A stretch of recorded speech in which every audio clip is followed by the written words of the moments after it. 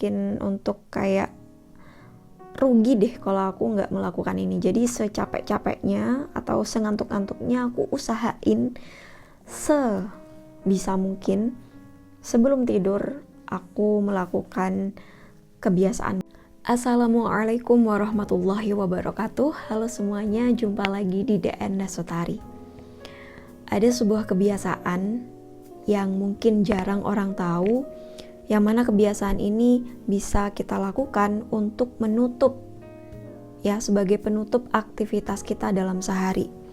Nah, penutup di akhir aktivitas itu kan biasanya tidur ya, tidur untuk kemudian menyiapkan istirahat badan kita untuk menyambut esok hari. Nah, ada suatu kebiasaan yang mungkin jarang sekali orang-orang lakukan sebelum menutup aktivitas kesehariannya. Nah, kebiasaan ini teman-teman baru aku dapetin ilmunya beberapa tahun terakhir, 1 tahun terakhir ya. Jadi 1 tahun terakhir aku menerapkan ilmu ini, dan ternyata kebiasaan inilah yang sangat-sangat membantuku untuk memulihkan energi. Jadi kayak bisa menyambut hari esok yang jauh lebih tenang, dengan energi yang lebih baru gitu ya. Bahkan ada beberapa temen aku yang bilang kalau ngelihat aku tuh kayak chill gitu orangnya. Chill itu maksudnya kayak santai dalam menghadapi masalah tuh, kayak nggak ada beban gitu. Ya, salah satunya yang menurut aku sangat berpengaruh tentu saja lewat amalan sholawat ya. Jadi dengan kita memperbanyak baca sholawat itu insya Allah akan membantu kita untuk jadi lebih tenang, karena nanti Allah yang akan membolak-balikan hati kita. Nah, terus juga ditambah dengan satu kebiasaan ini teman-teman. Jadi kebiasaan ini bisa kita lakukan, rutinkan setiap hari, dan insya Allah itu akan membantu energi di dalam diri kita. Kebiasaan apakah itu? Kebiasaan yang aku maksud di sini itu adalah kebiasaan untuk meminta maaf dan memaafkan apapun yang terjadi pada hari ini, pada hari yang sudah kita lewatin. Jadi ini aku sebut dengan melepaskan gitu ya. Melepaskan sebelum kita tidur, ya, melepaskan energi negatif. Dan salah satu caranya adalah dengan kita memaafkan teman-teman, minta maaf kepada Allah, sekaligus juga memaafkan. Nah, mungkin kalau kita minta maaf sudah sering dibahas ya, kita minta maaf, kita mohon ampun kepada Allah. Tapi yang mungkin jarang kita lakukan itu adalah memaafkan. Memaafkan segala apapun dan siapapun yang terjadi atau yang terlibat pada aktivitas kita hari ini. Kita kan setiap harinya selalu ingin memperbaiki diri atau memperbaiki energi yang ada di dalam, baik itu pikiran, perasaan, untuk esok hari yang lebih baik ya. Kita ingin membuat energi yang lebih baik, menyambut esok yang lebih baik. Nah, salah satu caranya adalah melepaskan atau kayak mengurangi energi-energi negatif yang ada di dalam diri kita. Makanya aku sebut dengan melepaskan. Nah, salah satu caranya yaitu tadi lewat memaafkan. Jadi salah satu cara melepaskan energi negatif itu adalah dengan cara memaafkan. Teman-teman bisa melakukannya itu bisa lewat tulisan, ataupun lewat afirmasi kata-kata, ataupun juga bisa lewat visualisasi. Kalau aku sendiri, aku paling suka itu melalui afirmasi atau kata-kata. Karena ya ucapan itu doa ya, ucapan itu memiliki energi, apalagi lewat gerakan bibir, lewat gerakan mulut itu juga ada energinya tersendiri. Nah, jadi itu ya, kita bisa memaafkan segala apapun yang terjadi hari ini. Meskipun ada kayak perasaan berat atau perasaan masih belum bisa, kayak mungkin kita hari ini disakiti oleh seseorang, disakiti oleh keadaan atau sebuah peristiwa. Nah, meskipun kita masih belum sepenuhnya bisa kayak benar-benar memaafkan, tetap ucapkan saja.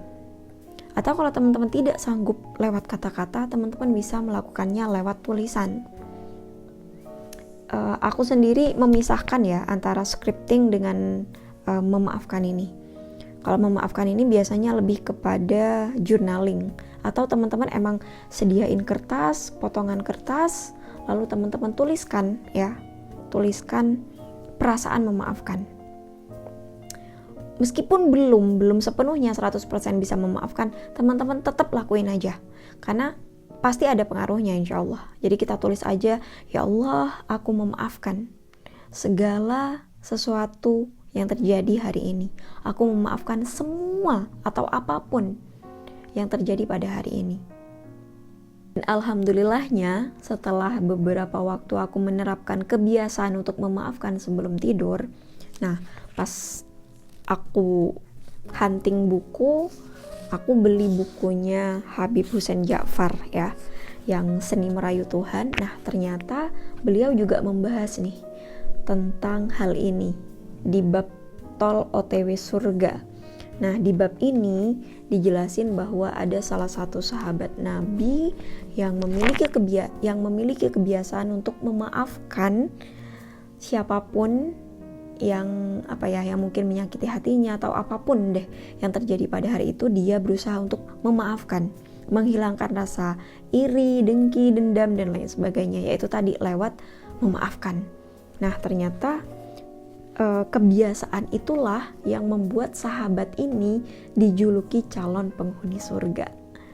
Nah jadi ternyata ya, kebiasaan memaafkan ini sudah menjadi sebuah kebiasaan tersendiri di zamannya Rasulullah, yang mana orang yang memiliki kebiasaan untuk bisa memaafkan itu dijuluki calon penghuni surga. Ini yang bikin aku semakin kayak semangat, semakin untuk kayak rugi deh kalau aku nggak melakukan ini. Jadi secapek-capeknya atau sengantuk-antuknya aku usahain sebisa mungkin sebelum tidur aku melakukan kebiasaan melepaskan lewat memaafkan. Entah itu lewat tulisan, entah itu lewat kata-kata atau lewat visualisasi. Atau kadang gini, gabungan antara kata-kata afirmasi dengan visualisasi. Jadi aku sambil kayak ngomong ya Allah, apapun yang terjadi hari ini, aku memaafkan semuanya. Aku memaafkan orang-orangnya, aku memaafkan keadaannya, aku memaafkan peristiwanya.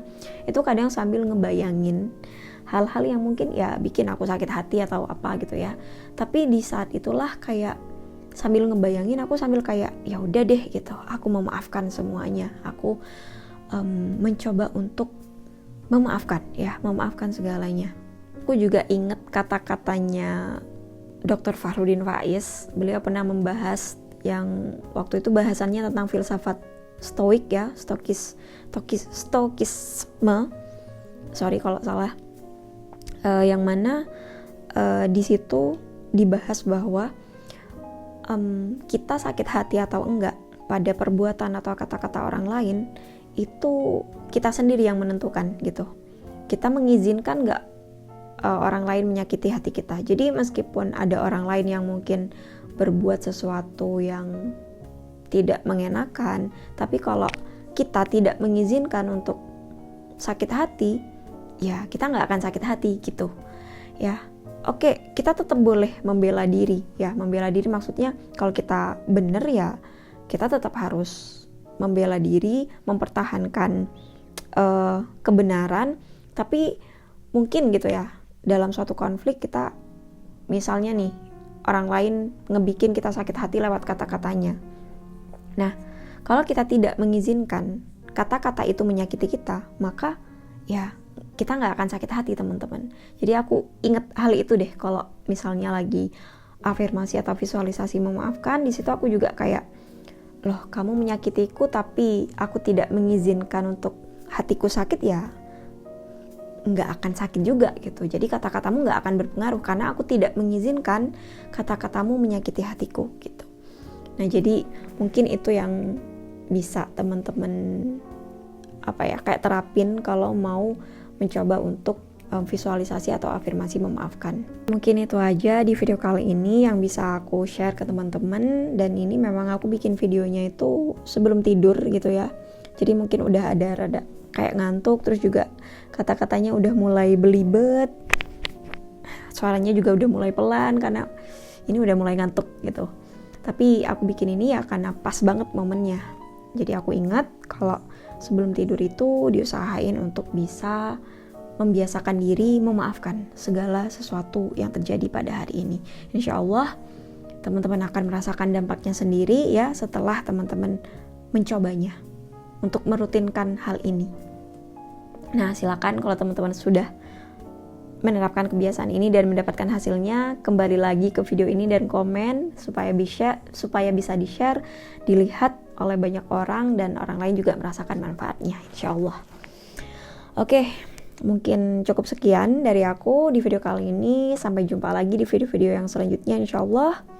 Wassalamualaikum warahmatullahi wabarakatuh. Bye-bye.